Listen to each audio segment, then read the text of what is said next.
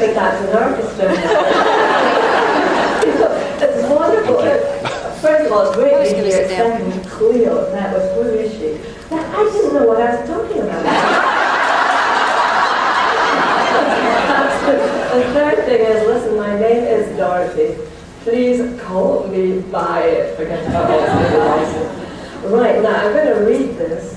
I'm going to read every word. I've learned by experience never to do anything ad hoc in front of an audience like this. It makes things very difficult when it comes to question time, and I know it's going to be very difficult when it comes to question time. And sorry, this is going to go on for a long time, so I'm just sitting comfortably department here. Right, okay, we're off. It's not so much about Gemini, this, as about the whole story of Lionel as well as Nicholas. Lionel writes, yes, Lionel has Limon Den and Nicolette, yes, am I right? Yes. I thought Limon Den was particularly appropriate. Anyway, the first time ever that I could talk about the whole plot. And so that's how we call that the ending. You've no idea what it must be like. I feel it a bit like the man who rode flat out from England to Scotland to tell the king he was king, except that guy was lucky. I mean, the king hadn't heard it already.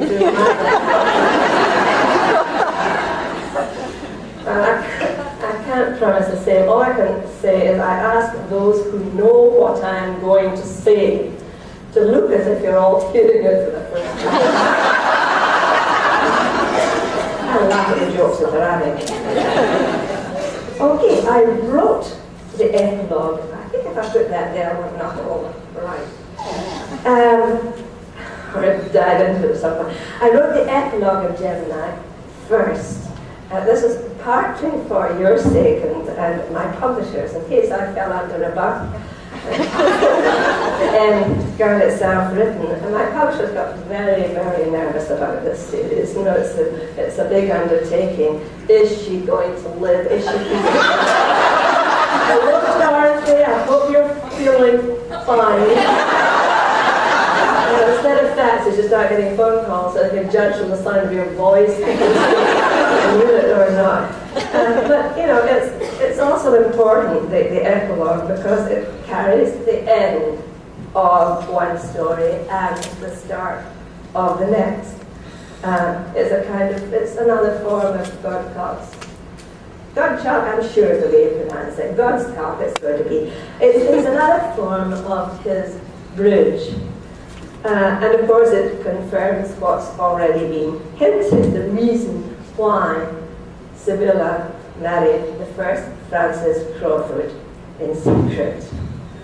And if you think that through, you can guess now, can't you, to within a year, exactly how long Jordan Semple is going to live. Right?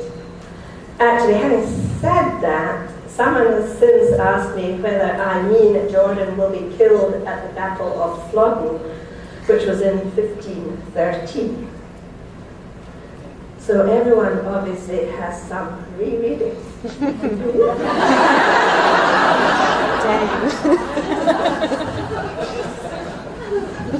Oh, no, that's in your Yeah, a lot of Gemini is to do with explaining. I must find the level there. Bit by bit, the connections between the two series. Right. I put that down, and you can still hear me. And I can do that! Yeah, okay. Thank you very much, Nancy. Can I take you home with me? Anyway, I'll get start again. A lot of Geminis do with explaining bit by bit the connections between the two series.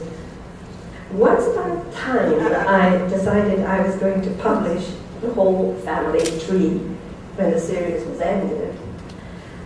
And I think I've changed my mind. To be given the answers like the answer about when Jodie died. Suppose the chance to work it out for yourself. And if you study all the small clues, it really is possible to follow exactly what happened to the central characters. In fact, I'll highlight the clues, if you like, about the Greek with the wooden leg. Not in such depth as Cleo did, but just in one respect. Of his 6 quoted children, you know what I'm talking about? You do. Born by 1476, when he mentioned them, 3 are directly connected with the bloodline, as against those who were important because of some other role. You work it out. Of that 6, I should say 5 were what we would call children, 8 years old or under, while 1 was what the Greek would call a child. Okay? All right. Here's another thing worth thinking about. I'm still booming, so I move away this way. For very good reasons, only some of the fictitious families in one series are connected to those in another. It's partly a matter of taste. I felt it would be a little crude to slop them all together, like Lego. In any case, because I didn't imagine 40 years ago I'd write more than one series, the infrastructure didn't go into the first series right at the beginning. And unless that is done, there's a limit to the number of amazing revelations that can be made smoothly and credibly in the last book. And if there are too many, the whole series changes from being a story into being principally a competition. So, Philippa, for example, has no antecedents that you could trace in the books. Although, of course, she had ancestors, most likely very well known. There were some of those at that time, as it happens, on the Scottish side of the border. And her mother, Kate, could be related, and probably was, to any strong-minded, lively dynasty of the day. This is mixing up fact and fiction in a really big way. I'm moving still further away. Right, and when I fall off there, I'll get the balance absolutely right. There is another family whose line of descent I have half outlined for you, but I've left this one ambiguous. It's up to you to decide which explanation you prefer. I thought you would be happier that way. I'm learning. You did, of course, realize almost at once that the 2 series were connected, or at least I hope you did. This was why Nicholas was supplied early on with flashes of insight, which he couldn't understand, but you could, because they were all about scenes in the Lyman books. This was going to be a long series, and I hoped once you caught on, which you did, that you would enjoy the next 14 years speculating.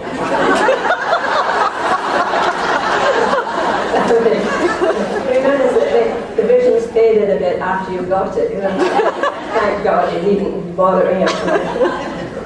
You also enjoyed, I think, spotting the fast-forward flashes. Can you remember what they were? I think there is a list somewhere, I've been told. And done at work somewhere? Yeah, I'm sure. I wonder how accurate it is.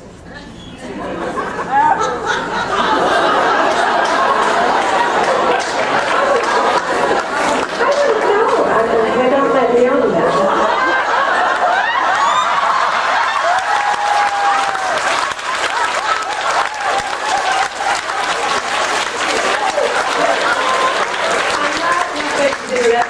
I'm going to read you what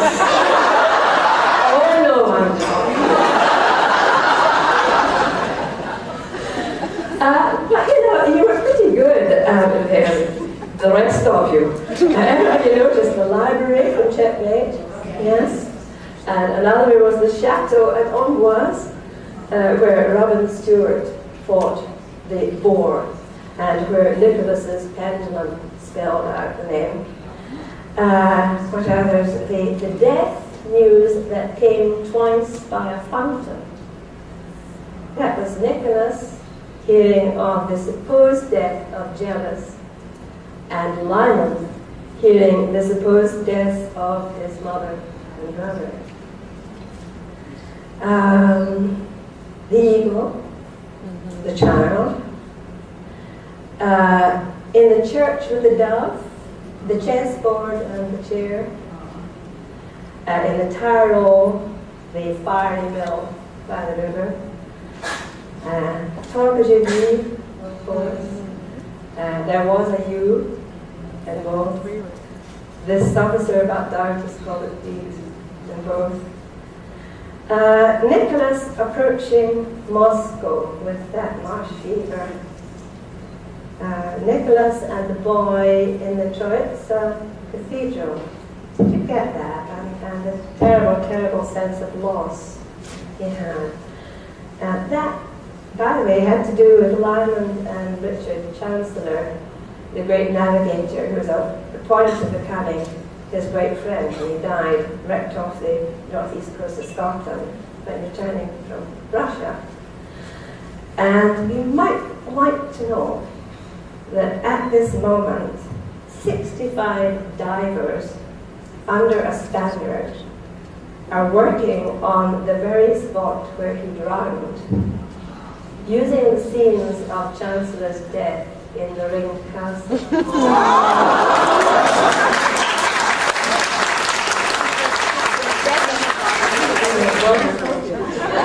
I didn't know about it, I just heard about it a week ago. They're trying to find and bring up the sunk ship.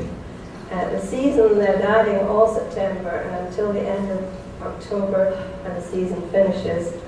And before it resumes in the spring, the local museums are trying to raise a money prize for the diver who brings up the first authenticated article from the Edward Bonaventure.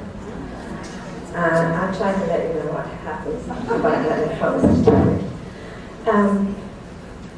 I should also say perhaps here, what did I do to stop this by boop boop?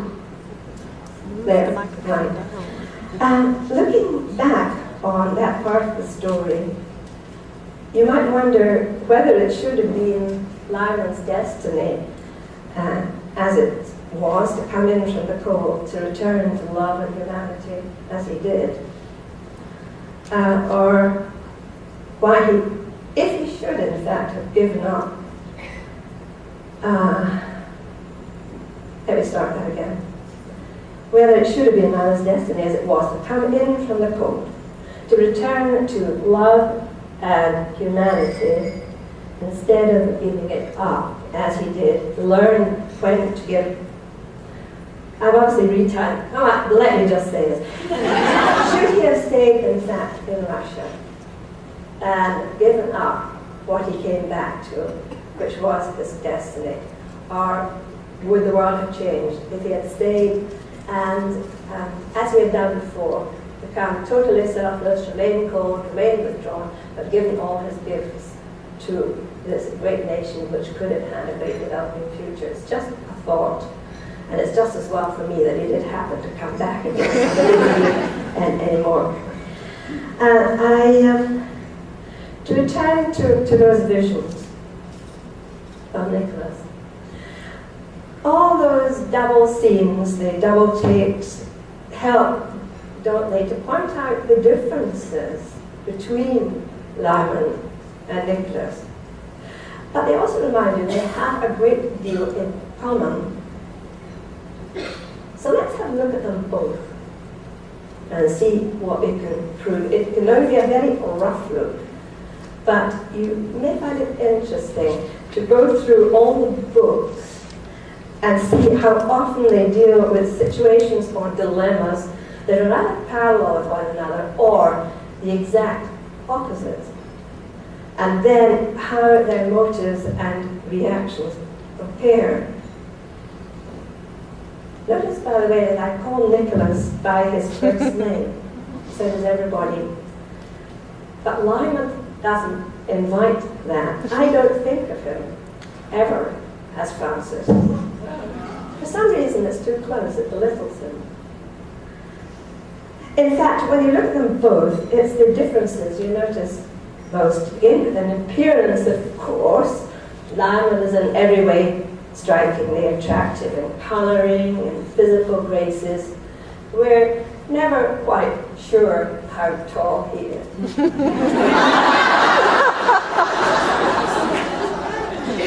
he's not less than average. Nicholas is tall and large-boned, of undistinguished hair and complexion, and not one to bother too much as a youth about his carriage or looks. But he learned. I hope you appreciated the training course Nicholas is doing to make up for the lack of all that Lyman was born to. It was in its way a little like the training that Philippa was to undergo to fit her for Lyman. Except that, of course, Nicholas came before Lyman. So what the training shows us, in fact, is which skills blossomed in training and might therefore be considered to be part of their common heritage. For example, athletic pursuits in time changed Nicholas's appearance. He would never be comely, but he carried himself as if he were.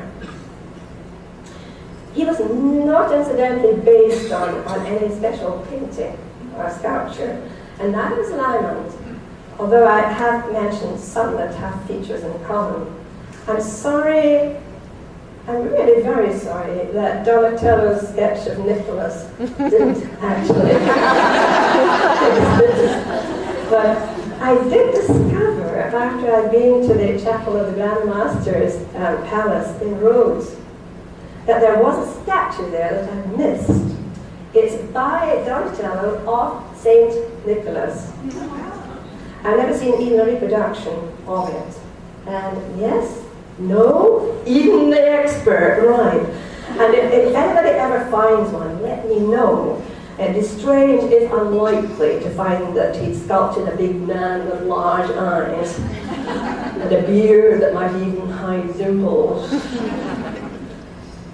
But that's by the way. Lyman, when we meet him, was already personable and had all the advantages. Lyman was brought up as heir to an estate, and we could train by master-at-arms and take part in wars and forays from his earliest years. He fought at the Battle of Pinkie. Nicholas had never handled a sword. Nicholas never fought anybody. When it became imperative, he received his military training from Astor and the masters at Milan. He learned his social skills from Violante. You haven't seen the opera yet. It would be even better if he had seen the opera.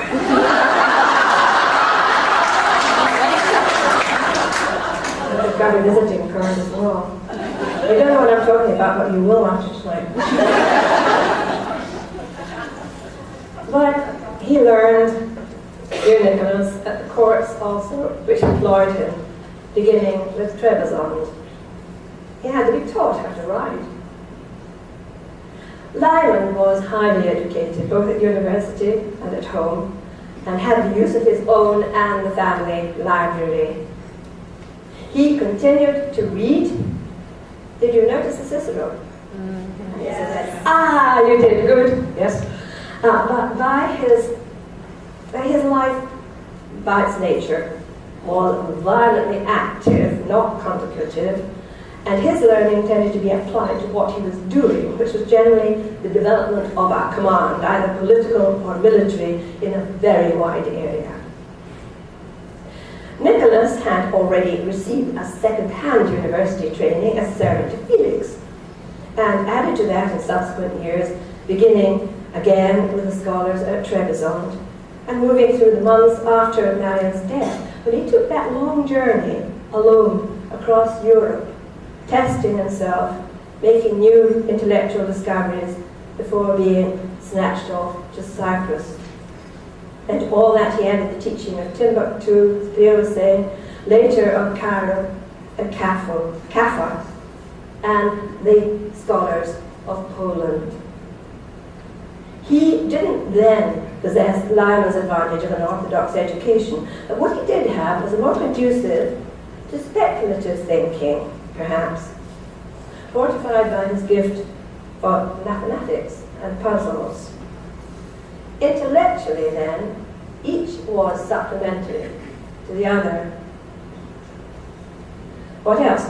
Lyman learned about sailing from 2 years in the galleys.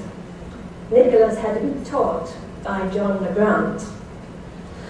Both of them had a natural bent for navigation, the arithmetic of the sky. For Nicholas, it's an extension of the advanced mathematical principles he already knew. Lyman knew something of it. Remember, he'd studied in France at 15, but had his eyes fully opened by Chancellor. They both loved the sea and found release in it. Physical courage, they both have that. They are both, strangely, without fear of death.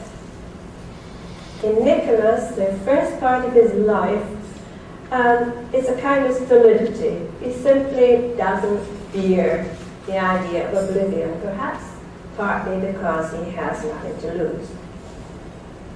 Lyman's courage comes from sources even more negative. He is suicidal, which Nicholas is not. Lyman won't endanger his men, but he has no attachment to life. He tries to leave over and over, as if overwhelmed by some need. Nicholas never does, except once on Mount Sinai, when he dreads what harm the war between himself and Jealous might do. Leadership qualities. Nicholas and Lyman both have them, but their upbringing has been very different, and so are their natures. Both engender love and loyalty in their followers, but attracted in different ways. Lyman is highly strung, as the saying goes. In his case, it means he is a man driven by passions, who's had to devise a method of controlling them and of protecting himself. This he does by holding himself apart from his associates. To those who don't know him, to us, when we meet him at first, he is arrogant, he is caustic, he is unfeeling, he allows no one close. Think, and it's an odd example, how seldom we find him asleep. We know that because of the opium, he sleeps alone when he can. When he has to have some form of relief, he buys it from prostitutes or finds oblivion in drink. The opposite you'll have noticed to Nicholas, who manages himself so much better in many ways. When Nicholas is exhausted or stressed, he forces himself to drink nothing but water. To us, it's the first sign, often, that something is wrong. Neither needs very much sleep, but of the two, Nicholas takes it wherever he is without expectation or privacy. Think of the night before that great play Claire was mentioning, when Jealous gives him a bed and watching has to hold back from touching him. Then think of Lyman, awake, amused, studying his mistress. On the few occasions when Lyman is content or fulfilled in what he is doing, think of when he was dreamlessly asleep aboard Chancellor's ship with his salt-tangled hair, asleep in France after the taking of Guigne, his breathing quiet, his scarred wrists lying free in the blankets, as the ships bring his mother and brother from Scotland. And the opposite, after the murderous chess game, drugged asleep in the great bed with Philippa, when Lyman, brushing against her by chance, is shocked awake by the touch and then driven into despair because he has no clear idea of what happened or whether he dreamed she was one of his bedmates.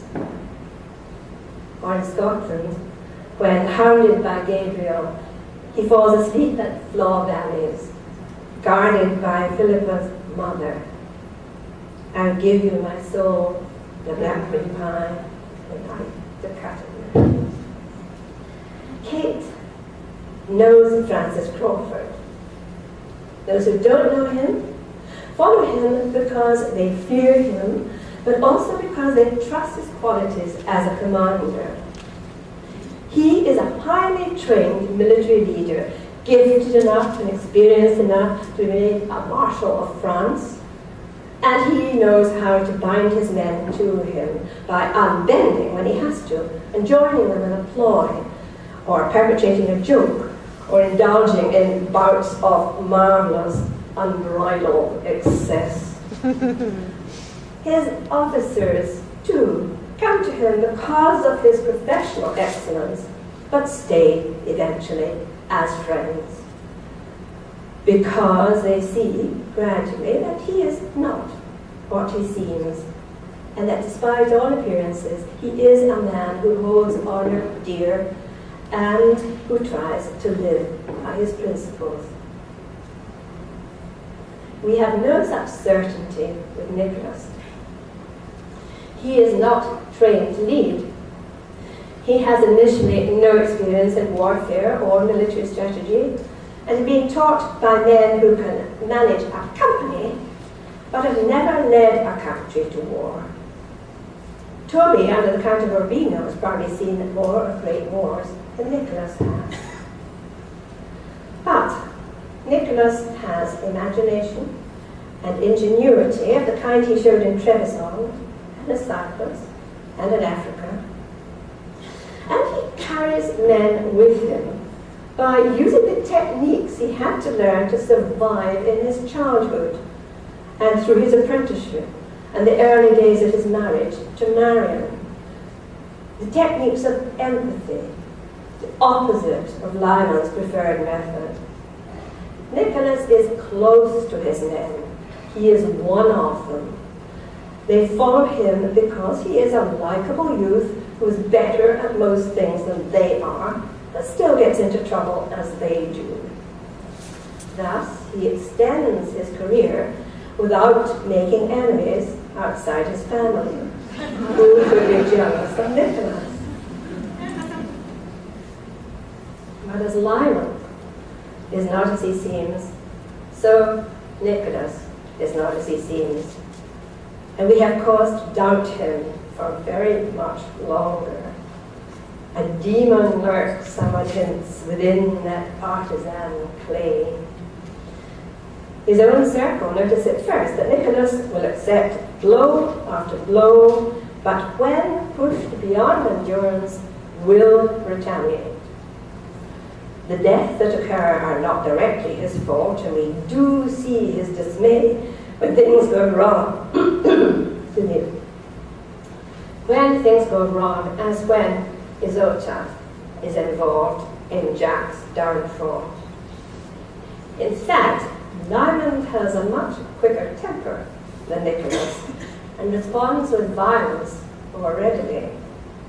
Nicholas has to learn to show anger, but is not incapable of it, and when deeply stirred, will certainly break his own rules.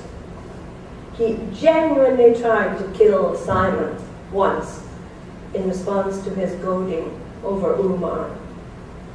He responded finally in Poland to Julius's continual attempts on his life.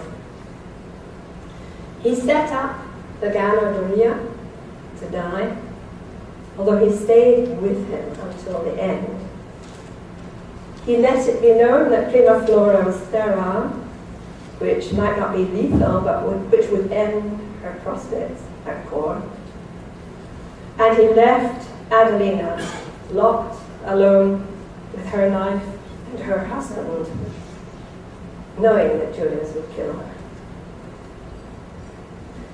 But then, so did Lyman allow Gabriel to kill his own sister.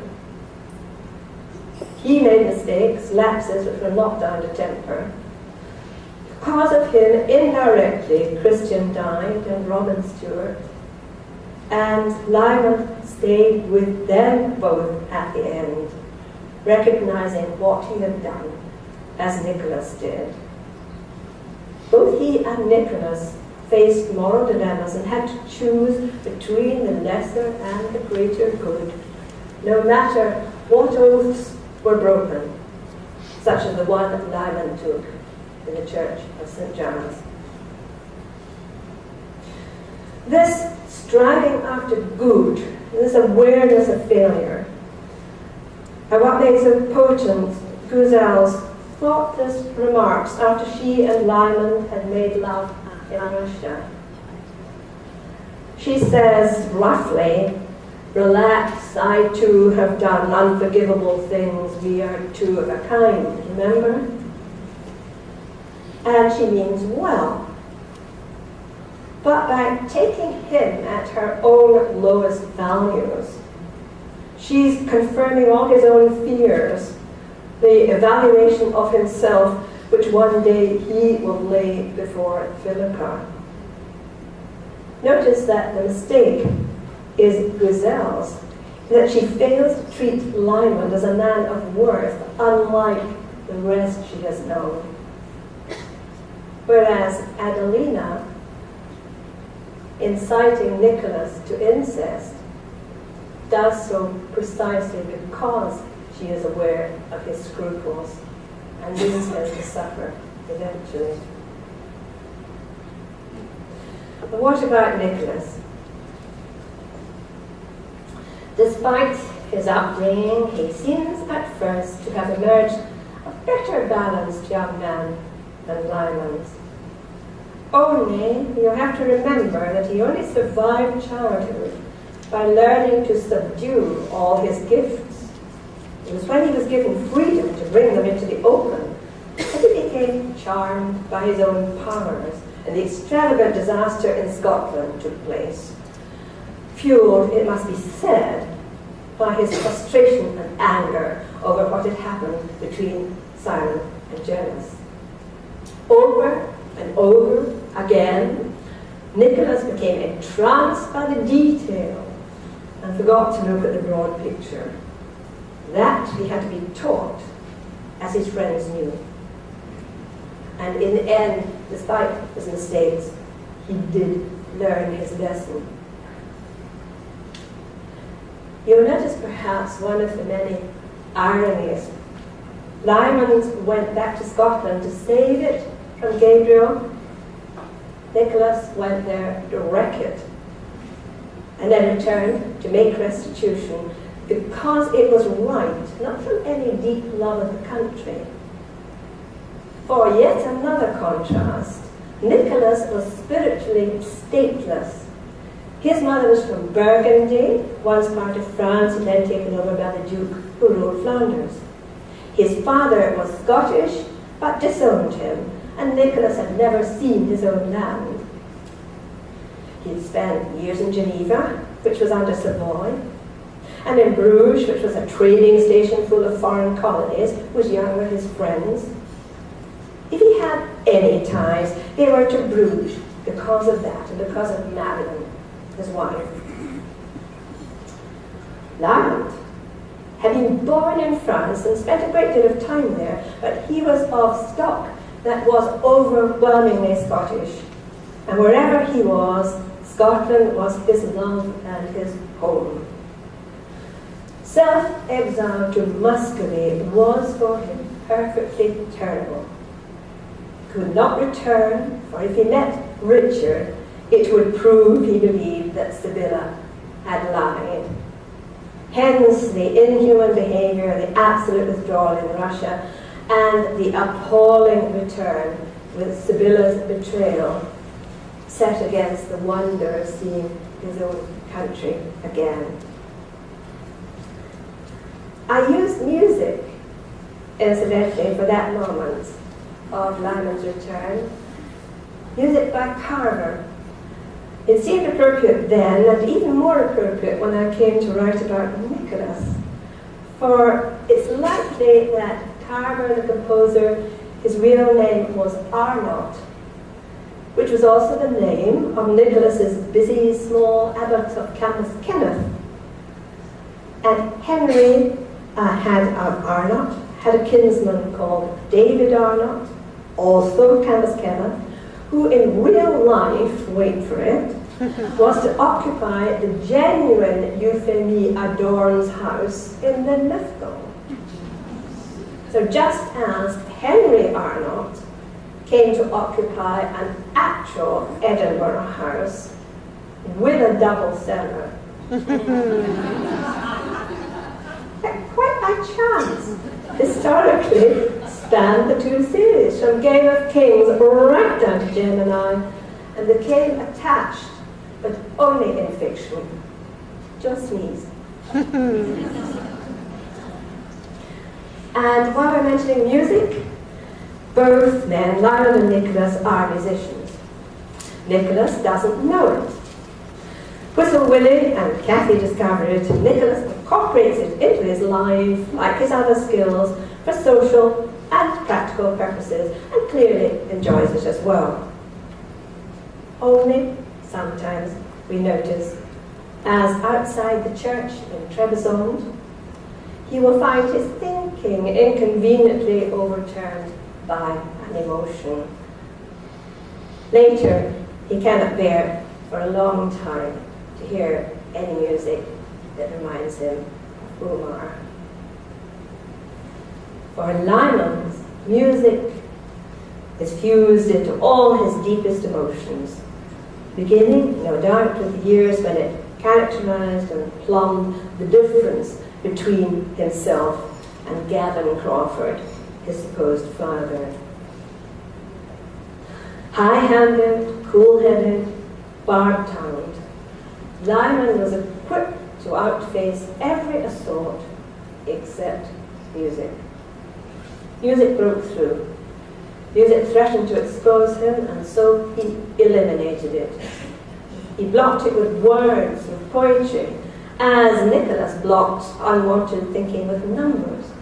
Except once, you may remember, when poetry filtered unexpectedly in.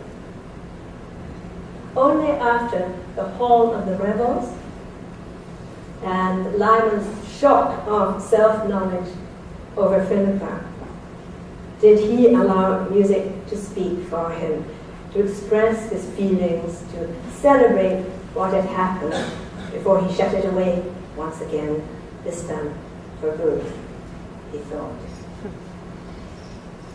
So, two men of considerable depth, both experiencing strain and attempting in different ways to deal with it. Alone, they didn't usually succeed. Lyman, walking his tightrope in the name of his responsibilities to his country, his family, all those he loved, required someone balanced and cool who understood him. At first, Christian and Kate fulfilled part of that role, and sometimes his friends at St. Mary's. Lyman, you might say, was multifaceted, and later Philippa promised to close the circle. Nicholas was less so, and was going to need more than one person.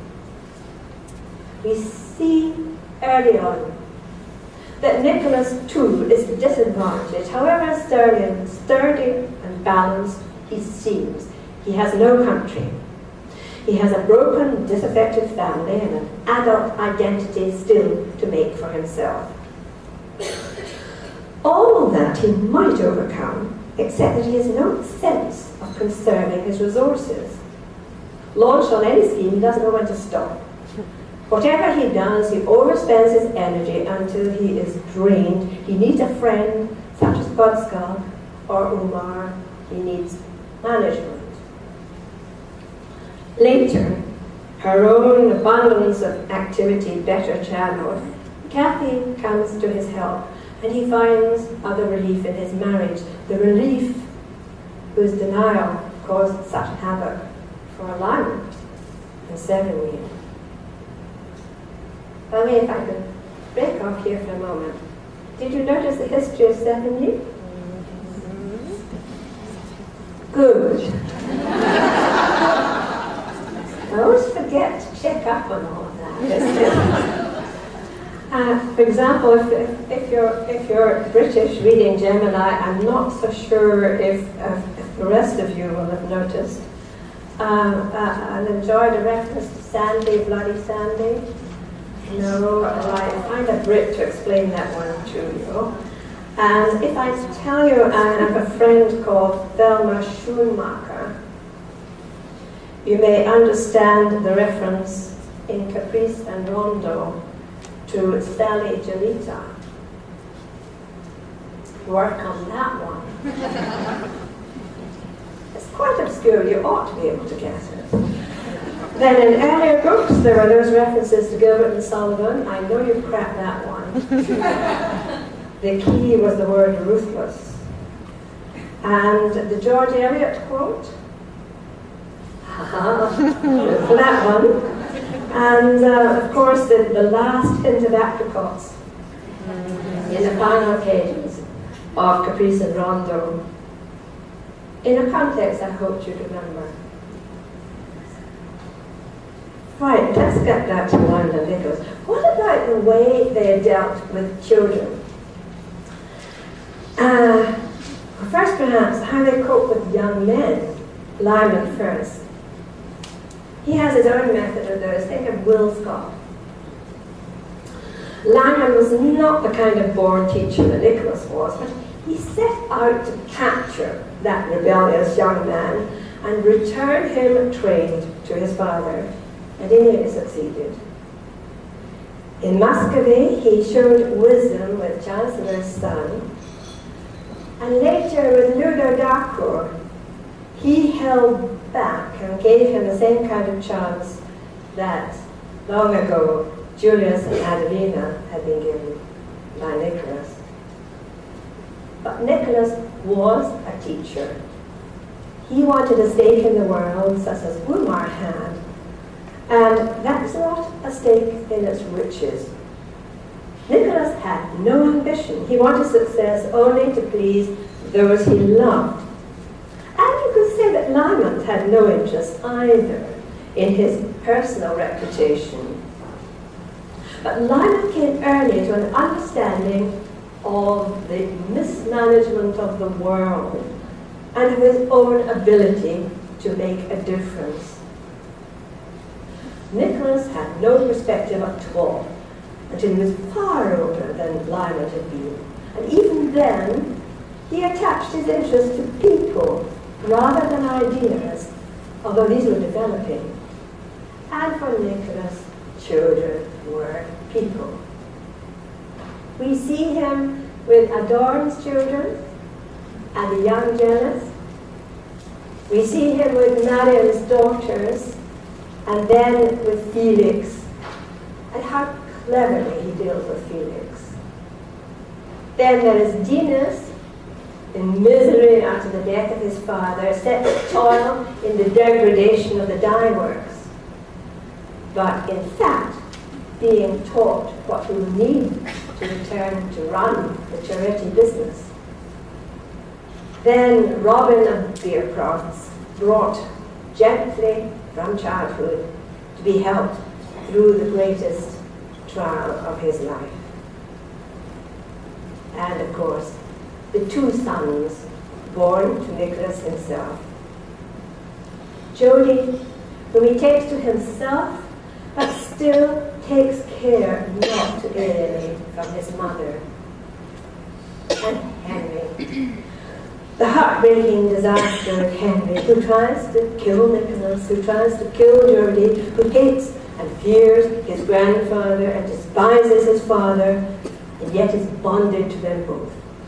So that his greatest fear is that Nicholas and his grandfather will combine to reject him. And Nicholas treats it all with such patience and seems sometimes to gain ground, but in fact never would. It is too late. We see Lyman, too, tenderly alone with a child. And the circumstances are very alike. Unknown to him, Una was carrying his son, just as unknown to Nicholas, Catalina became pregnant by him. In neither case was the father given a chance to take his responsibility as he would have wanted. Lyman was forced to traverse the world seeking his son. Nicholas was forced to leave Henry to be reared, paradoxically, in the estate that was his, knowing that to claim him was impossible. And then, compounding that, his second son was kept from him, pawn in the war between Nicholas and his wife until Nicholas found him. Only, unlike Lyman, he had the certainty that the boy Jody was his. So what does it tell you about the two men? Lyman can feel for a child. We see him with his own and with Richard's. He has, as Nicholas has, a profound sense of responsibility towards them. But his concern, though fond and real, would always be more adult than Nicholas's. While giving time to a child, he would always see beyond the child to the man and his place in society. Nicholas, on the other hand, was perhaps too good with children. He is an expert in human nature. He can relate to little ones and bind them to him with ease, as he did with Adorn's young. In return, he is given and accepts a torrent of unquestioning love. Dangerous drug, and one that is addictive. He inspires love from adults as well, until the attachment becomes too serious or too smothering, and he has to take thought and deal with it. There is a downside then to those generous impulses. For example, despite Nicholas's precautions, they arouse jealousy. And while we're on children, you'll have noticed that none of the fictitious families are big ones. This has a practical reason. Cuts down the list of characters at the beginning. But what? There are all these historical characters, and the rest really have to be kept within bounds. But, historically, it's not far off the mark either. Although many children were born, the rate of survival was low. Sisters and brothers were often given the same name, on the assumption that some were going to die anyway. And it altered the perception of children. No one really knew if they were going to grow up until they were out of babyhood. And child rearing was different. The idea of a close family unit with siblings reared at home and tended by mother and father didn't really apply to families of any standing at that time. Children were a matter of pride. Every man wanted a son. They were a necessity for continuing the inheritance. They were a bargaining counter in the marriage market. They were future assets to the church and government. In youth, they might be supervised by a parent, but they were in the daily care of nurses and tutors, and later of the households in which they were training. One of the reasons why the story of Lyman ended when it did was the difficulty of squaring 16th century married life with the one that modern readers would expect. In the marriage of Nicholas, for example, he and Gillis were only enabled to initiate and continue their war and their subsequent partnership because he was a merchant and she too was active in business as Larry de Giretti had been. So they formed a household, which was rare, except in the same way an artisan workshop would have parents and children living together and working as a team, as they would also on the land, as apprentices did in a dye yard, cared for by their master, as Nicholas did. But property owners ran things quite differently. There's another point to mention here too, perhaps, about families and inheritance. There's a great deal of talk in both series about bastardy and invalid marriages and crimes such as incest. These were legislated for by very strict rules of the church. Unfortunately, when it came to major political players, the very strict rules of the church were amenable to every kind of subversion. If policy demanded that marriage should be regarded as legal, then it would be fixed, no matter what it took. Children could be announced legitimate or transformed into bastards, like the first family of Albany, and the children of his sister Mary Boyd. It depended on who you were and whom you knew and what advantage was to be gained from it. Not suggesting either that all this was purely venal. On the contrary, much of it was extremely sensible, and like the old Irish customs, often allowed a good man to rule in place of a lesser one. So bastardy wasn't much of an issue by itself. Lyman was not necessarily distraught because he'd been born on the wrong side of the blanket, any more than Martin was. It was his mother's deception that caused the anguish. And the sequence of relationships that threatened the legality of Nicholas's marriage and that of his kindred was a threat not because it was a threat in fact because it was not in anyone's interest at that point to support him in securing his family. Also, of course, he had his own reasons, much of the time, for not lodging a complaint or inviting investigation. So his difficulties ebbed and flowed. It was also, I may say, very convenient for the author. Needs all the help she can get. But we're not concerned much today about the author or the material or the techniques. We're still talking about the two men.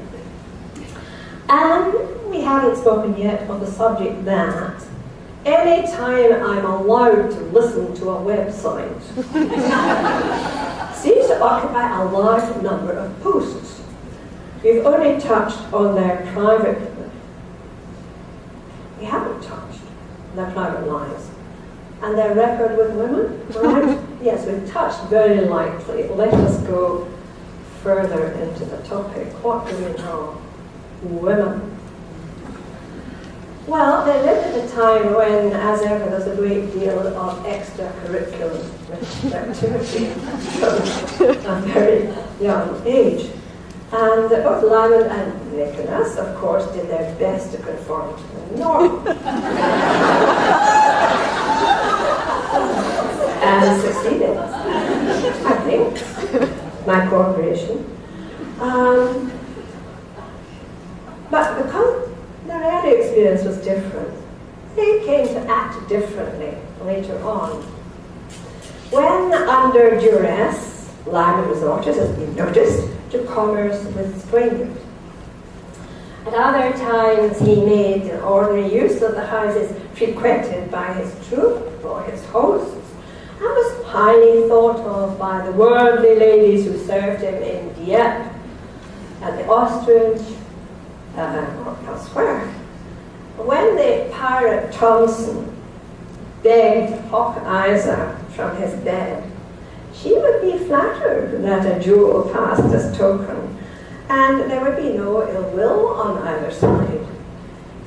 It was the opposite of the selling of Maybelline, who was not a professional whore, and whose treatment so incensed Nicholas and Felix's mother. But the whole experience of Lyman and Nicholas was very different. Lyman had been introduced to damaging intercourse by Margaret Lennox and was subjected to attempted assault at the very least in the galleys. His own desires might have been, and probably were, wholly heterosexual, but he was undoubtedly familiar with every variation and would seduce regardless of sex for a purpose. He tried to beguile Una from Cormac and nearly succeeded. He maintained Jarrett's integrity by abandoning his own in North Africa. He was ready to offer himself again to Margaret Lennox in return for a secret. And to Guzel, he gave himself as well as a power base in Russia, in return for which she set his friends free and the child. With a record like that, there's no possibility that the accusations were true that linked Lyman illicitly with his sister. It would have been extremely odd if he had made a stealthy second visit to Una.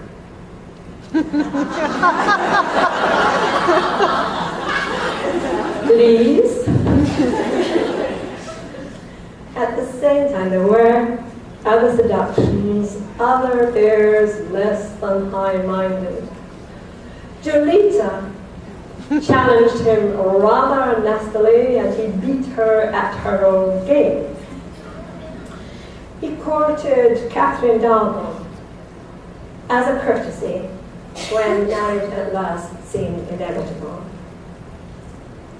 As Teddy Boybara, he prostituted himself with half a French court, male and female, ostensibly to establish his alibi, but more likely from willful frustration because he was sick of being used and bored with the dead end he had come to and curious to see just how far he could go. This was an echo, in fact, of the behavior of Nicholas, prostituting his talents in Scotland, except that instead of ruining Scotland, Lyman was experimenting with decadent France, pushing it nearer and nearer to destruction beneath the indulgent eye of O'Leary, until at last O'Leary balked as he was meant to. But self-indulgence is not easy to stop, and by then Lyman himself had gone much too far and was out of control until fate stepped in and stopped him. And Nicholas, think of what happened to him in Geneva. Yet he was not harmed by Isota's perversion and grew naturally into friendly, uninhibited dalliance with every girl he could get. At the time, he didn't understand what Jack was doing to others and didn't experience it himself. Later, he was simply to see Jack as a wretch and was more disturbed in the end by Jordan de St. Paul's mania and the destruction it caused. Making love was part of Nicholas's normal life and flowed through it to blossom in later marriage with the best partner he had ever found. With Lyman, it was bitterly different, as seen by the long stretches of abstinence and then the insupportable deprivation at 70. But was the difference wholly down to environment. What would have happened had Lyman lived at Geneva and Nicholas had met Margaret Lennox?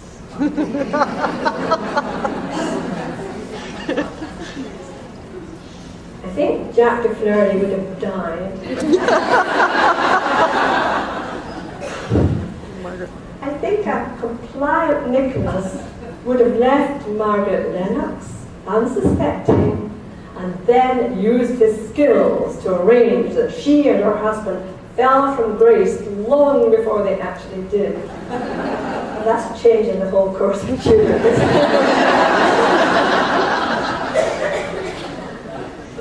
But in this respect, I think Lyman and Nicholas possessed different temperaments, as could be seen from the women they chose.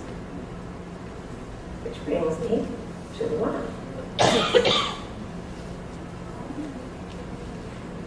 First, their mothers. Lyman was born to Sibylla and Nicholas to Sophie. Infancy, we have to imagine, in each case was idyllic. In each case, the mother spent more time than was customary with her son. Later, in both cases, the trust was shattered. Lyman learned that all his life his mother had deceived him and that he would always come second to his mother's love for the first Francis Crawford. Nicholas suffered abandonment. His mother took her own life, leaving him to face Geneva alone. You might think, by the way, it was then that he formed the resolution, or it was formed in his bone and blood, that he would never lightly let down his own kind. Only gradually, as Nicholas matured, did he begin to understand his own mother, and then to forgive. It was a mark of his special maturity that he never really tried to replace her. And when his marriage to Marion came, he gave up what he needed himself and took the part of the lover.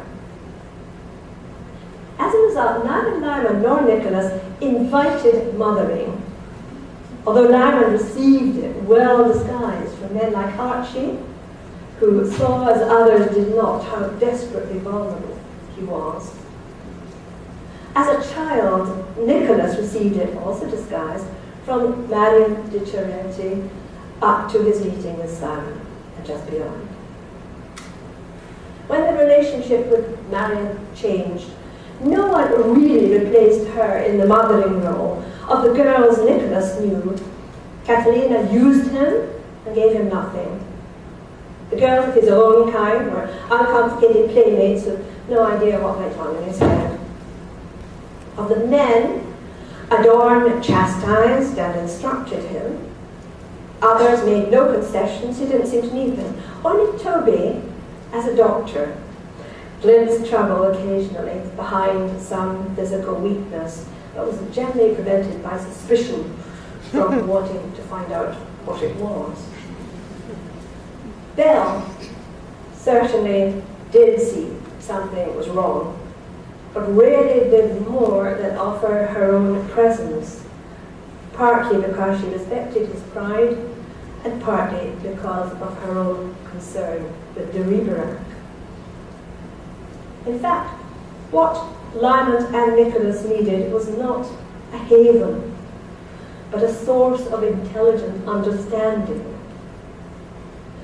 Lyman had it briefly with Chancellor, and then realized overwhelmingly the best chance he would have, both intellectually and physically, was with Philippa. The trouble he then had to overcome was her inability to accept him. The antithesis, it might be noticed, of Nicholas's experience with Marion. Eventually, Lyman's problem was solved, but Nicholas was faced with a challenge which became the means in the end of making him what he was to become. He and Jealous were natural lovers. But she was haunted by the spectre of her sister. Was she jealous a substitute for Catalina? Was she better or less well endowed than Catalina had been? Catalina had borne a beautiful child and had had two lovers, Nicholas and Simon, while Janus was still an unattractive young virgin. Janus had to prove that she excelled her sister in all of that, and also in areas where Catalina had never been tested. She wanted to beat Nicholas intellectually as well in his life, in his business. For if she didn't, she would be no better than Catalina had been. She would be less than Catalina.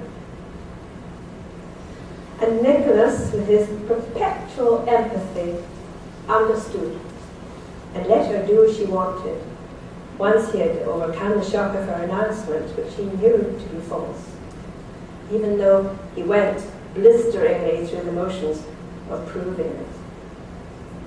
He sustained her campaign because, for one thing, he loved her and knew he would never find such a match anywhere else.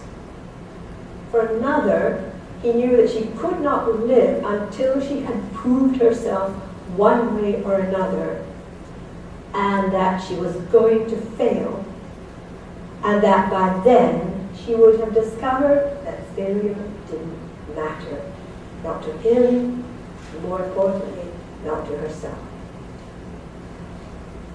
But he also knew that what Janus could give him was one sort of love and one sort of understanding, and that there was room for another. It isn't usual in romance to have more than two lovers, one boy, one girl, in a story. In a physical sense, I followed the rule and shown only two in each series, Lyman and Philippa, Nicholas and Janus. But in real life, different natures often require different people outside marriage to complement them. Nicholas learned in Persia about the boon companion, faithful friend whom kings install in their lives to ease and divert them. Powerful men have them today. Most people, unless they're very unlucky, have friends of both sexes who fulfill certain roles, who help to make their lives complete. The relationship between Nicholas and Kathy was of that order. In turn, Nicholas gave his strength to uphold many others, including the king and his siblings, and at the last, even his own mentor, Adorn. Through life, he had learned not to seek or expect a replica of himself, but to look for friendship in others with certainly something in common, but also additional qualities for him to understand and assimilate to round his own character. That is where he stands when, toward the end, Dr. Andreas finally enters. The 15th century toyed with many ideas, as we do. You may believe them, and I may believe them, or we may not. Some of them have played a part in this story. I've used divining in the sense of plumbing for minerals because that is wholly authenticated. I've used transmission of feelings with no more than a slight feeling of license. I haven't dealt seriously with prophecy, except insofar as Lyman certainly believed it enough to be afraid of it. As for the end, there are various theories about time. one can speculate. You may remember, Nicholas certainly would, the basket of secrets with the souls packed away, waiting their turn to emerge. You might think that what drew Lyman to the brink again and again was a call he felt but could not understand. And if it was, as Andreas thought, then Nicholas was perhaps the fittest to bear his own fate, to die first and wait until the day when the great missing piece slots into place and the soul is complete. For what? To be born again? And if so, for what purpose? For some single great deed without which the whole of history would have been changed? To establish a bloodline? But brilliant fathers may not have brilliant sons. Or simply to put into the world a man of vision to influence and serve his own kind with the qualities we have come to value or miss among other leaders in this long, long journey through different cultures and lands? I don't know. I've left the debate open. But I thought it more interesting that way. But you may like to remember that in Checkmate, on the last page of the last book, Lyman speaks about this. He says to his wife, we are the road, we are the bridge, we are the conduit. He's not necessarily speaking of his descendants. He's speaking of all those who, because of him, might think or act differently in the future. And I am speaking of the magic circle and closing storyteller, and the silent listener, and the soul of the story, which is now complete after 40 years in the making. It's been for me a wonderful time. I hope that with or without me, it will go on with its only task, which is to give pleasure.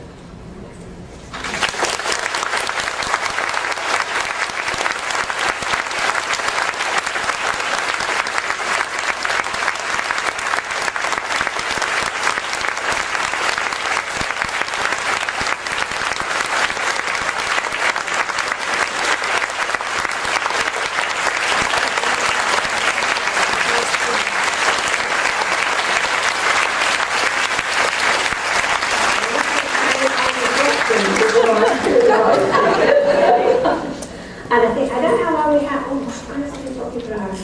Nancy, how long for questions? At 12:55, I'm going to stop her at whatever turning point she's at.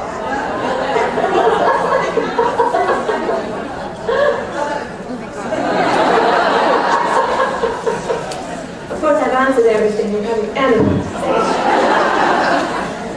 But if you don't have, and if you want just to hear me verbal on about anything, just tell me and I will verbal. I'm very good at that. If you could do a favor, since we're recording this, if you could repeat the question. Yes, now. Everybody asked him 2 questions.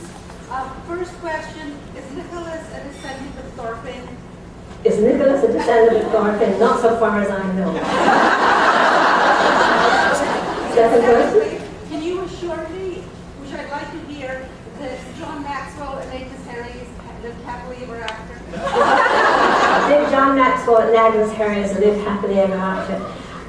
My memory may let me down at this point, but I think they had 13 children. That as his will.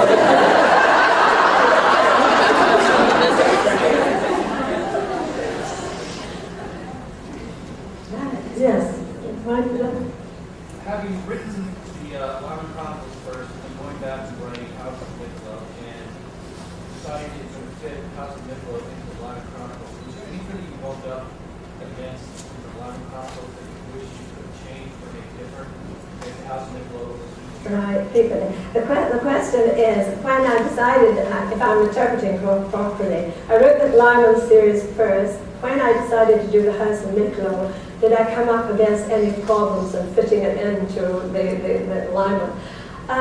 Not really. It was quite difficult to find things in the Lyman Chronicle which were still vague enough to require answering through the Nicholas series. But I found something, and that was it. As I was saying, I could have, if I designed both series from the beginning, I would have made subterranean links between the two, and perhaps would have slotted in a few more of the families together if it could have come more easily. No, in fact, it's slightly the other way, and serendipity had a great part to play in this whole business, because I had found this house I was talking about with sneeze features, which occurred in the bottom. The Jarden and Applecross family, Jarden and Applegarth family, turned out to figure in both. I don't know if you notice, and if you go right, you have, yes. That was accidental, but fortunately they were on the right side for me, and that was okay. No, I think if there had been anything too much in the way of an obstacle, I wouldn't have gone ahead with this idea of linking them when I was planning it out. But people are always saying in what order to read everything, because they were designed so differently. And I think my final advice was to start with Lyman's, and go right through, and then read through the whole of Niccolo, which is of course before Lyman time, and then read Lyman at the end. Then you'll understand everything. And somebody else, yes. What was wrong with John of Mar? I don't quite understand it. What was wrong with John of Mar? What was the ailment? What was the mental? Oh yes, shall I do my little lecture on this very, very quickly? Yes. Right, okay. Have you seen the film The Madness of King George? Yes. Right. Well, this was, he was, periodically very violent, very subject to aches and pains and mood changes, and a very curious red flush was spread over his face. And they discovered this was an ailment called porphyria, which runs in the royal family. They've traced it by digging up and doing DNAs on a test with descendants of King George, and they've also traced it back the way. There are people who reigned in Britain, who were carriers, didn't necessarily display the symptoms, but it has been thought it goes back as far as Mary Queen of Scots. And if it did so, then James III, who features in the Lyman stories, was Mary Queen of Scots' great-grandfather. And what we know of the extraordinary willfulness and violence and these odd attacks where people simply collapsed and had these severe pains and became very violent, are all symptoms of porphyria. So it seemed very likely that what made this particular group of 5 siblings in the royal family, that this was what afflicted them. And it's wound in to the story. I don't name it because it's not been proved. But if anybody has become aware of this illness, it's quite interesting, because it hardly goes as far back as James II, his father, who he murdered somebody in a total fit of violence at one point. And again, it's only my personal theory that it seems to fit in. I thought with Toby on the scene, somebody ought to die. Yes. When Cleo's talk, did you... Sorry, I'll come back to you. That's all right, go on. In like Cleo's talk, did you start out with Nicholas to write an epic, or was it all sort of simple? Well, it depends what you call an epic. I mean, Cleo's description of it was absolutely wonderful, and I would have been afraid to start anything like that. What I wanted to do certainly was to cover 20 odd years, which the period was incidentally. Sorry, I forgot to repeat the question, but it was whether did I start to set out to write an epic. It had to cover a period which ended in Adorn's death. It was going to be about 23 years. This is why Nicholas started so young. And I wanted to show it developing all over the world, so that by its nature, it was going to cover a lot of history, and various themes began to emerge as I was going, which made it a kind of thing. But no, I didn't say, I am going to write an epic. It doesn't have a thing like that. Sorry, somebody at the back who, what was it? Yes? I can ask you a different question. I want to Yes? ask you about Kathy's disorder, because I know some of what those symptoms. Kathy's disorder. Kathy. Yes. Well, don't you know people like like that. I know a number of people like that who have absolutely, what was Kathy's disorder, who have no sense of when they are becoming overstrained or overstressed. And it is simply this, what you get if you work without pause for 3 days and nights on end. You collapse like that. And this kept happening to her when she was young because she simply went at everything and did everything far too violently. I know one or two people who rather sadly died from this kind of thing where nobody could, I suppose it's a form of hyperactivity, really. But she had the total solution, of course, sadly, was that her marriage with Robin and his injury meant that her life was totally filled with that, which calmed her down. And in a way, it was why I was trying to establish why any other partnership between Kathy and Nicholas in the early years would have been fatal because he was of the same nature, and they would have killed one another just by, whether they were physically partners or not. Simply, they were going at too high a rate. That was all. Yes. I wonder about the last Johnson book. I sent it to my publisher, yes. I would love to do one. I don't know. These are the thrillers. I've written 7 of them. There is room for an 8th. They are all rather curious because each one comes out at quite an interval between each, and they're set in very much in their own period. And Johnson's probably 205. This book will follow immediately, if I do it, will follow immediately on the last. There'll be a gap of about 7 years in vernacular and customs and clothes and everything else. So it depends on whether people don't mind that kind of fantasy. I mean, it's a kind of fantasy already, it's just a common fantasy. The other great thing is I've got to go back to sailing again if I do it. Take the yachting monthly once more, learn that, because ships change, boats change, Dolly change. I mean, what do I call it? Dolly the clone.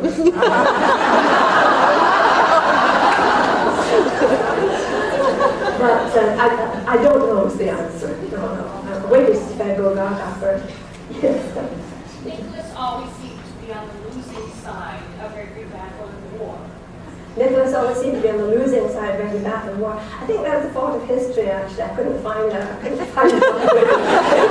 lot of enjoyment on the winning side.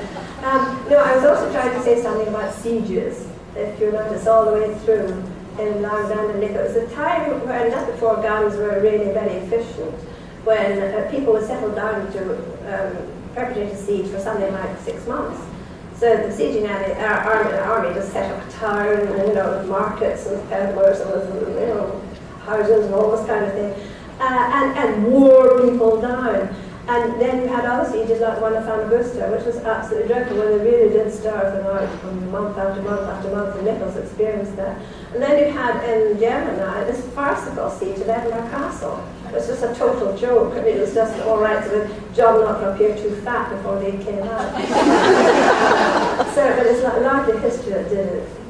Somebody around here has had a hand up there. Yeah? Yes. Can you comment on your authorial purpose in having Nicholas find the ability to divine? And Nicholas finding the ability to command. To divine. To divine. Yeah. Oh yes, right. Why did I do that? a very good question. It was partly because I found somebody who is a professional diviner, and my husband came across it. My husband had a lot to do latterly with the oil industry, and it was he who told me the oil industry actually employed diviners, of course, to find and locate oil, and it was absolutely pathetic. And then I found this marvelous person who knew a great deal about it. And I introduced it, I think, because I was having to introduce the fast-forward visions for your benefit. Right? And so we were kind of slightly into another dimension with that, and I wanted to link it. Also, it gave him a reason in the Tyrol for it. They found his divining there. He was able to divine for silver and so on. And it had a little bit to do with the plot, but not a great deal. In fact, he took out the divining. I think the plot would have together probably. I don't know. I just probably got intrigued myself. I don't know what to take. Right, yes. I thought it initially was an echo from when you introduced Nostradamus, the killing of Lyman, that there was ahead of the occult and part of singing that? I hinted at the occult when I used Nostradamus in the healing of Lyman. Did I? What did I do?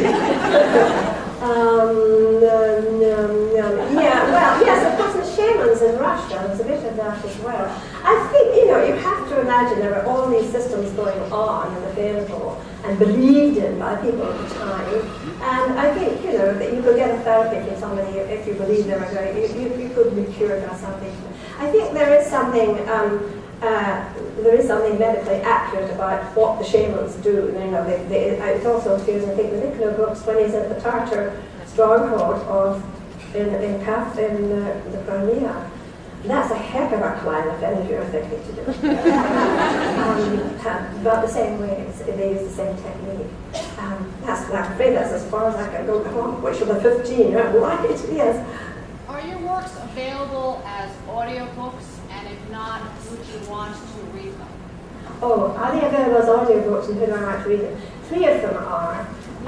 Nicola Rising was done in Britain and written by read by a man called Stephen Pacey, who was, if anybody remembers, and I don't know if it was over in the States, there was a children's serial called Blake Seven. He played, was it Tarrant? Yes. Yeah, right. Well, Nicola Rising, and I'm told he's very good. I can't bear to listen to them, I never have.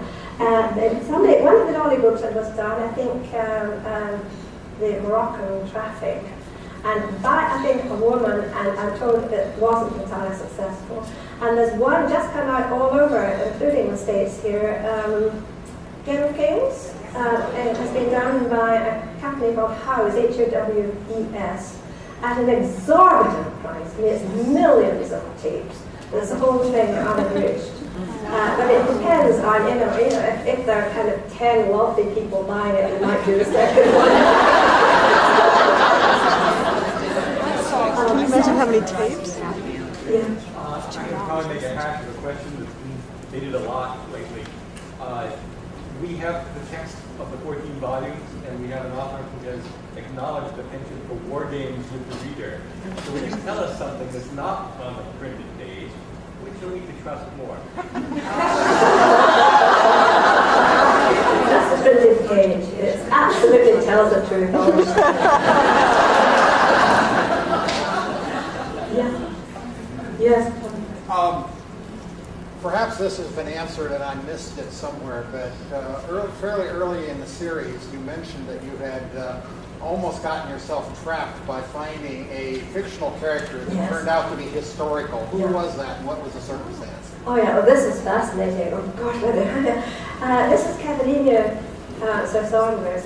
I had decided, of course, to link up the Adorn family with the Crawford family. The Crawford family are totally fictitious in the Lyman series, and I didn't want to get involved with historical Crawfords because they'd be going in the wrong direction, they'd be born the wrong time, die the wrong time, and I don't like linking them up anyway to fiction, so that is that. So I wasn't looking at Crawfords at all, but I was planning to bring over Anselm Adorn's daughter called Catalina, who appears briefly, I think, in the early Nicola books, and about whom really not very much is known. And I thought, all right, I'm going to preempt this poor girl and bring her over to Scotland, and she's going to marry into the Crawfords. Great, no?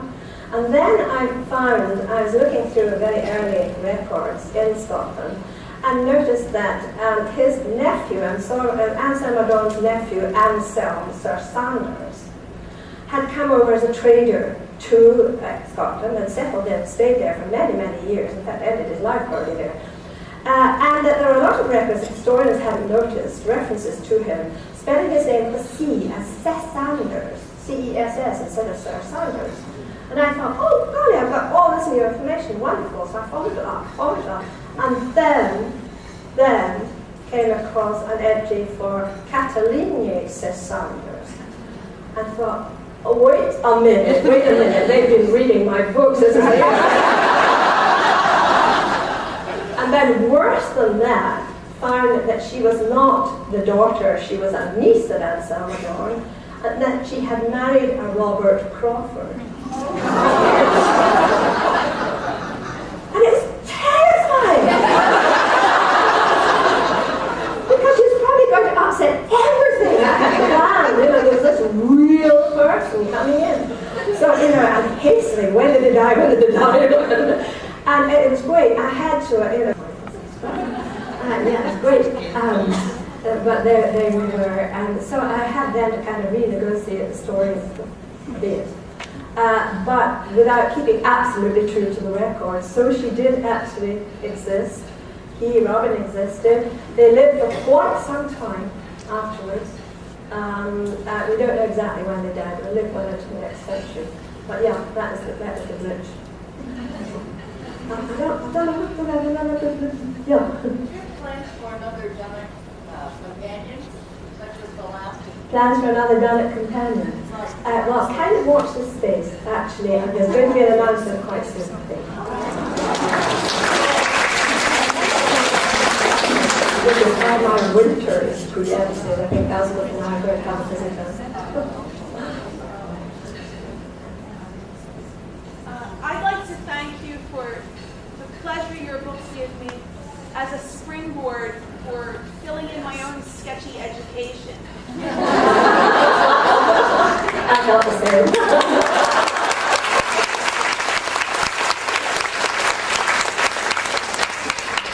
Every once in a while, I'll come across something by chance, and in great excitement, I realize that you may have learned about this or used it as you were writing the books.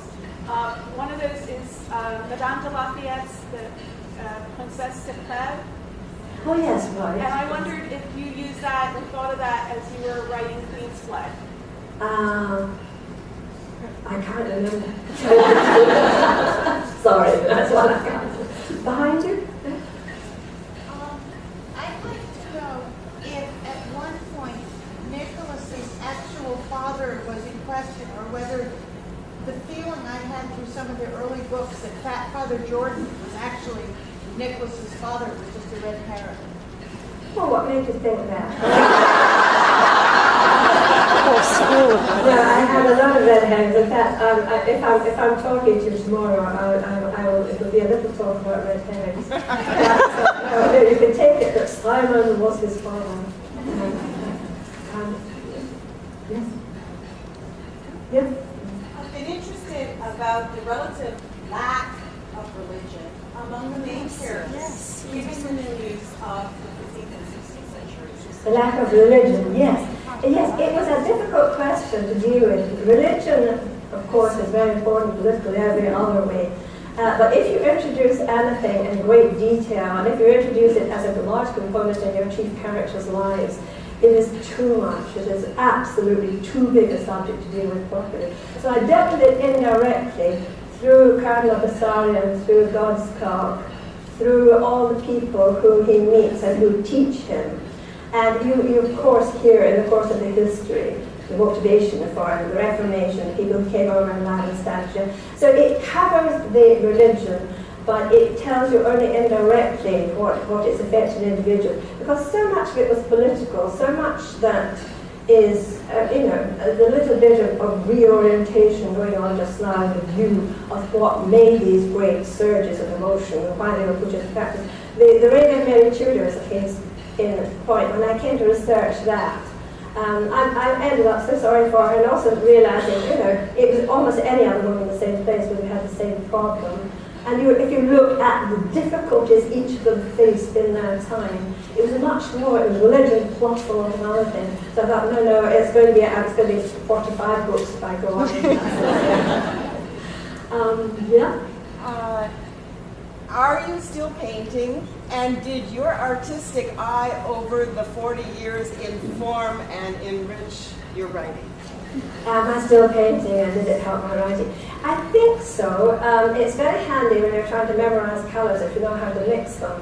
I sort of look at a painting and think, yes, that's a bit of alizarin crimson, flake white, and white, whatever, and carry it back home and translate it into English, so to speak. I did it in the last painting before I started Gemini some time ago, actually, because I can't paint really when I'm writing, because I have to go to my sitter's homes quite often. And it's one of the Queen's chaplains, actually, in his robes and everything else. It's very down a few bottles of whiskey and had a nice time. And the painting's hanging up, I think, somewhere in Burma. I don't know whether I probably will paint again. I think it is a help when I'm working, but there are a lot of wonderful writers who don't paint, so it's not a rule. But anyway, I enjoy both. Question was which I was going to do. Yeah. I wondered, Madame de Staël, the 17th century woman of letters, was she any influence in your choosing 7 She was a 7 years of travel. No, I was very annoyed to find out I have many other 7 years than one. In fact, that was one I did avoid. I changed the spelling of Savigny, not Savigny. But it's quite difficult to find something that was attractive, like number syllables and all the rest of it.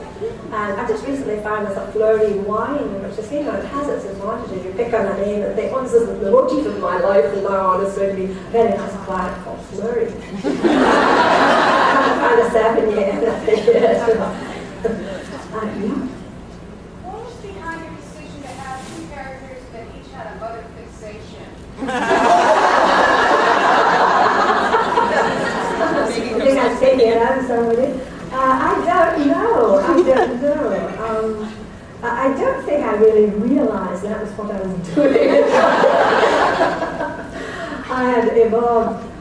There wasn't any great purpose behind it. I think that's purely accidental in some way. I think when you're dealing with a series with so many different aspects and threads of plot and so on, you're probably bound to have crosswires here and there, or wires that are running in parallel. Where I could, I've made it credible that they were doing or the opposite of the same thing. But it's slightly different. I mean, the way regarded, I think, as I was saying when I was talking, the way regarded I know is slightly different. That's all I can do to help you. Yeah, Lily? Tell me why Kathy didn't collapse and didn't just become totally distraught when her daughter Margaret was killed at the end of Gemini. I didn't understand that. I didn't understand how she could keep going at that point. Why? Who was it for? Kathy was shot when Margaret Bearcroft was killed at the end. Oh, when the child, yes, I thought I had shown her. It was very, very muted, all those scenes. And this is in the North Berwick convent, and she came back to find her. She found her uncle was dead and her daughter was dead. I was underwriting all the way through there. You have to think your way through. As when she went to the chapel, and I just say the singing became luminous at one point, and she realized that she'd said something, as it were. I can't recall. Did you get that? Or, yes. I got that, but I still didn't see how she could have kept going. How she could have kept going, having lost a child. I think my thinking of that would be that there was so much going on. I mean, everybody was keeping going after the most terrible things had been happening. And she knew about the death of Julie. She had all of that on her mind. She just, I think one can. I think I mean, she'd probably collapsed totally when the whole thing was over. But at that time, you just keep going as well as you can, I think. Right? No, sorry, there's somebody in the back, but yes, you got it. Hi, I just had a follow-up to the portrait, about the portrait painting. We all in our own minds conjure up images of some of the characters, especially the fictional ones. Did you ever, as an artist, ever sit down and just sketch some of the Did I ever paint on my character? Yeah, paint your imagination. Yeah, I painted Archie Abernethy. This is another. I should begin by saying I don't think it's a good idea to put even on the jacket cover a picture of the hero or any of the characters. I think we all have our own ideas of what they look like. I know roughly what that would look like, but I'd hate to paint them. I'd never get it. And I wasn't thinking of, this is why it's so difficult when you're thinking of actors or whatever, because I deliberately have nobody in mind. I'm creating individual people in my own mind for all of these. But this is somebody in Canada, a man in Canada, who said, would I paint for him as a commission? It is a characters in the libel books, not lions, and he rather liked the idea of Archie Abernethy. So I did Archie Abernethy with his elephants and everything. The poor gentleman died before I finished it. His widow didn't want it. So I've got a picture of Archie Abernethy with him. It was great fun, bald with a scar. I watched boxers on television for ages to see what broken nose looked like. So, No, I think, don't you, that we all like to think ourselves about. I did say at one point, I mentioned Della Rovia Angel in connection with Limelight, and I gather that the whole of Italy has been traversed by you. I'm sorry, there was somebody not here. Yes. I think for me the most intriguing line left hanging, for me anyway, in the book, was the Dom's line to Francis, the marriage will stand, I promised your grandfather. Now that we finally know who the grandfathers are, which grandfather was the promise made? It could have been either. And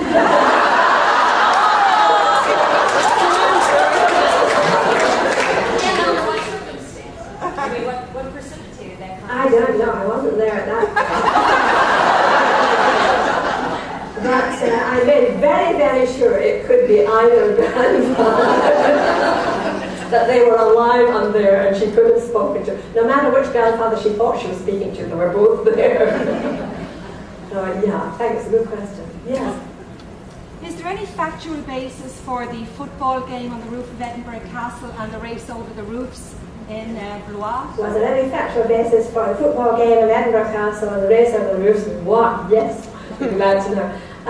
The football, well, the place of the Edinburgh race, I don't know, it's very likely they would do something like that, but it was a game which was valid in Italy at the time, which Nicholas would have brought that with him, and that was the way it was played. But I think I perched them all up just to make it more dangerous and fun and so on. And what was the other one? The race over the roofs. The race over the rooftop. Yes, it was kind of, there are, Rob Tom, I think, is the chap for all the kind of gossip of what went on in the French court. They all got drunk, they all did crazy things. And one of the things they did was rooftop racing. Not necessarily at Blois, although that's another place that has been fairly well tracked over by people with Queen's Play in hand. Somebody came back and said, why doesn't the town clerk of Blois put up a notice saying this is the way to the roof race?